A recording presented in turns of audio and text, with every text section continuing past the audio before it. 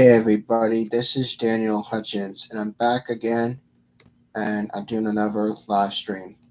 So we're talking about stuff from our friend Screen Rant. Yeah, today we're talking about Thanos. Yeah, Thanos' new servants made the Black Order look like amateurs. Now, Black Order has betrayed Thanos from the past. Now, Mad Titan has a new team of deadlier servants ready to kill for his behalf. 4 minutes ago. Okay, guys. Spoilers for Eternals number 9 ahead. Black Order is best known as Thanos' personal bodyguards, the Kill Squad. Formerly known as Cold Obsidian, the group was ruthlessly murdered and commanded armies from Thanos' behalf. Unfortunately for the Mad Titan, the Black Order is not without their flaws, especially when it comes to disloyalty. Thanos' new servants, the Oceanic Watch, have loyalty programmed to their very well-being and quite possibly are more ruthless than the Black Order. After getting elected to be the new Prime Eternal, Thanos learns his deadly new assets in Eternals number 8, which is written by a bunch of people. The Oceanic Watch consists of 6 Eternals who were originally followers of the Eternal Oceanus and described as weapons in wiser hands. They are stationed around the Deviant City, ready to swoop in and wreak havoc and destruction, by only the command of the Prime Eternals. Okay, so havoc and destruction are exactly what happens in Eternals number 9. The book opens up with Thanos leading an attack on the city, specifically with the goal of finding Phastos. Giant war machines rain down laser fire on the city while they watch the battles of the Eternals with their Doomsday weapon. Now, with the Watch keeping the Eternals occupied, Thanos finds and kills Phastos with no resistance. Now, the mission complete, Thanos gives the order to purge the city, changes his mind after realizing the risk loss for Oceanic Watch by doing so. Quickly as they came, the Watch and Prime Eternal teleport away. Okay, guys, so let's keep going. Thanos' fear of losing his precious new Death Squad is warranted, especially after the Black Order had turned against him. Corvus Glaive and Proxima Midnight took over his army, and Ebony Maw convinced Thanos' son Thing to try to kill him. Needless to say, things didn't end too well for them. With the Oceanic Watch, Thanos only needs to worry about them being captured by foes, or if they have their loyalty switched. Now, if they die, they are simply resurrected and their memories wiped, ready to do Thanos' bidding again for second thoughts. Now, while Thanos might have lost the Black Order, he doesn't really need them anymore because he has the Oceanic Watch. The new team of servants definitely packs more of a punch than the previous one, also saying that they have added more benefit to the minds erased. The will has been manipulated, seeing how easy Oceanic Watch made the attack of the city with Thanos.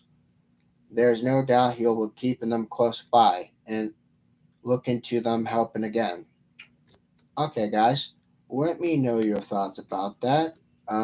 So we're gonna keep going, do a couple more, and then we'll wrap it up. Okay, guys. Yeah. Okay. Okay. Now we're going to talk about Odin. Yeah, Odin. Now, Thor's rule of Asgard was doomed by Odin's greatest forgotten powers. Thor is a failure to Asgard's new king, but one of Odin's forgotten powers has proven at his best. He never stood this chance. Half hour ago. Throughout the governing of Asgard, Mjolnir was not the only thing that weighs Thor down. The often overlooked power from his father Odin showed some things couldn't be the other way around. Ongoing, unpredictable threats to extreme pressure have led the God of Thunder to believe his Asgardian takeover has been a failure. The Black Reign of the Thunder King, His hammer has abandoned him, and Thor never had a chance to live to Odin. Now, overlooked power made it impossible acts to follow. Again, guys, the Allfather, Odin, possessed abilities not available to Thor. Once he gained power, the power cosmic from Galactus, Loki had once referred to his adopted father as the more powerful being of the nine realms. That had been proved time and time again, especially from the Fear Itself event. Now, in the story, Odin's older brother returned to raise havoc in Midgard. Now, while Odin couldn't defeat his eons old brother without sacrificing Earth from the process, Marvel heroes had to save the day at the cost of Thor's life. Now, though he quickly resurrected, it's in the aftermath of the grand battle Odin showed he's capable of even more than fans assume. Okay, Odin's ultimate forgotten ability prevents itself to Matt Fraction and some other artists from Fear Itself number 7.3. Now, I don't know why the fuck it's 7.3, but whatever. Iron Man, again, and Odin takes a trip to Paris to visit Tony Stark, telling him that Thor's funeral is about lit. Angry from the antics Odin pulled the day before, Tony has abruptly told Odin he should be back at Thor's funeral. To which Odin replies, I am many places, he lectured Tony, on how he's seen the world reborn thousands of times, giving a hero a glimpse of how small he is in the face of space. Now, while Odin eventually uses his power to heal the people from Paris, who return to stone after Fear itself, despite Iron Man's efforts, his ability in being multiple places at once really shows why Thor's reign was so terrible. Okay, guys, so becoming supreme ruler is one thing, but another for Thor to live to his father was another thing that has legitimately have failed. Now, the duo possessed many of the same ability. Thor's greatest ally and weapon, Mjolnir, gave him no leg up in duels. However, his abilities been minimized by Odin's extraordinary omnipresence powers that demonstrate his Asgardian superiority. Even if Thor was the most powerful of the Avengers, he can only be in one place at a time. Therefore, with nine realms to manage, he is unable to address every problem, including many he can solve on his own. Therefore, Thor has allowed his pride and his wrath to dictate his time as the king. He's also been thrown from one crisis to the next, always forced to be in one place when he's needed the most, and Odin didn't have that problem in over thousands of years, though, too. So the Nine Realms have grown used to Asgardian ruler Odin, who isn't limited to the same way Thor was, by his own father's fault. Now, Odin has often overlooked power to manifest multiple places at once, means that his son never stood a chance to fill the throne. Okay, guys, so let me know your thoughts about that. I think that's pretty cool. Let's talk about one more thing. Talk about one more thing. One more thing. And I'm going to take a break after this. Okay, one more thing. One more thing. I'm going to find one more thing.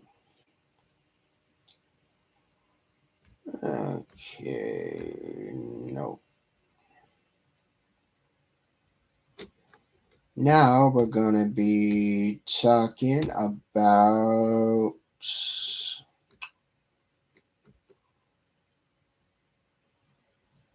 okay.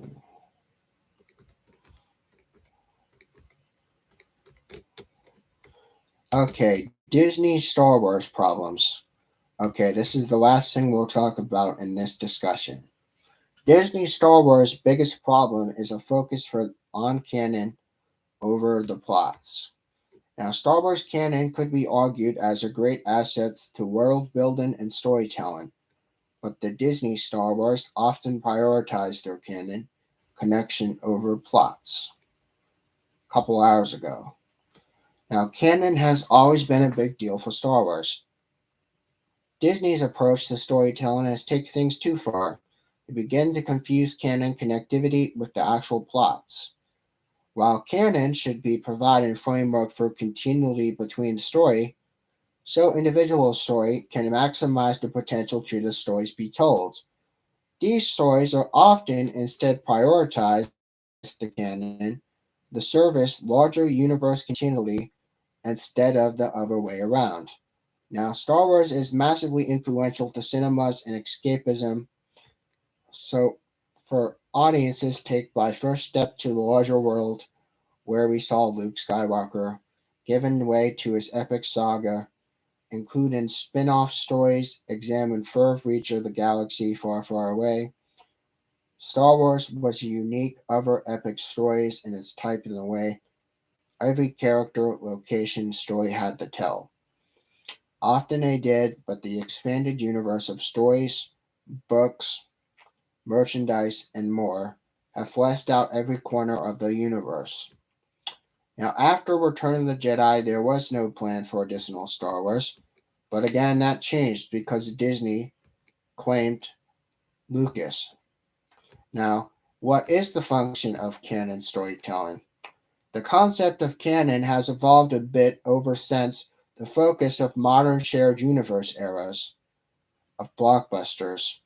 Now, definitely speaking, canon simply refers to a set of stories that are valid inclusion to a large collection. Therefore, assembly of religious texts like the Bible, whereas religious readers establish a set of standard to determine the text where it's founded, to be actually confirmed as canon, is different. Now, it provides the gold standard to which other religious texts and teaching can be evaluated for theological or physiological doctrinal consistency. Now, debates often overlook an historical accuracy to truth or text along themselves. Canon, in this case, wasn't the story itself. Frameworks were determined where stories were included in large narratives. When it comes to modern shared universe stories, canon serves the same function, just not as often in serious religious context for most people in the West. It has denoted the stories of part of history in fictional universes, and therefore the elements from one story to any other story should attempt to adhere to the sake of consistency, such as what the characters are alive, what the state is, the society, etc., etc., etc., etc., etc., etc. With such an abundance of stories to Star Wars, canon has become vast and complex. Being fictional worlds means canon can include anything at any given point at any given fucking time in the world, because fictional technology works the eye colors and particular characters on their own. Wherefore, the locations are relative to another, and other elements take on the world, which are to provide foundation to which other stories spawn off of. While canon isn't really meant to be a story itself, it adds lots of flavor to the story and can connect character arcs from a story to another. Establish a technological, political, social framework so larger collections of stories can maintain consistent narratives as entertaining to all the fans across the damn world, and has individual stories that can make up for this. Therefore, it can be a leeway to canonical storytelling, such as exact words used by certain characters, particular moments, and fucking particular times. Therefore, exactly who shot first and shadowy boosts and corners of Katina. Therefore, 100% of the adherence in canon may not impact the large story itself. Therefore, inconsistency, such as ignoring this fact, a particular character was killed, etc., etc., etc., major battles won or lost, or begin to shadow the cohesion of larger canonical narratives. Disney is far more adherent to Star Wars canon than George Lucas was. Okay? George Lucas endorsed the creation to additional story outside a Star Wars movie, but those again his stories were rarely treated in absolute canon. Lucas didn't always rigidly adhere to his own movies, changing things like Vader being Luke's father and Leia being Luke's sister, etc., etc. Previous movies retconned this hand way. incorporating the story with Obi-Wan saying his story about Vader killing Anakin was true from a certain point of view. When it came to prequels, Lucas made even more changes, expanding his universe stories, were frequently contradicting stories written by other Star Wars writers, from Clone War, Mandalorian, Jedi, Rebels, etc., etc., etc., etc., etc., etc. The books were always downstream, and movies were so they accept the movies in absolute canon, while Lucas generally did whatever he wanted with his movies.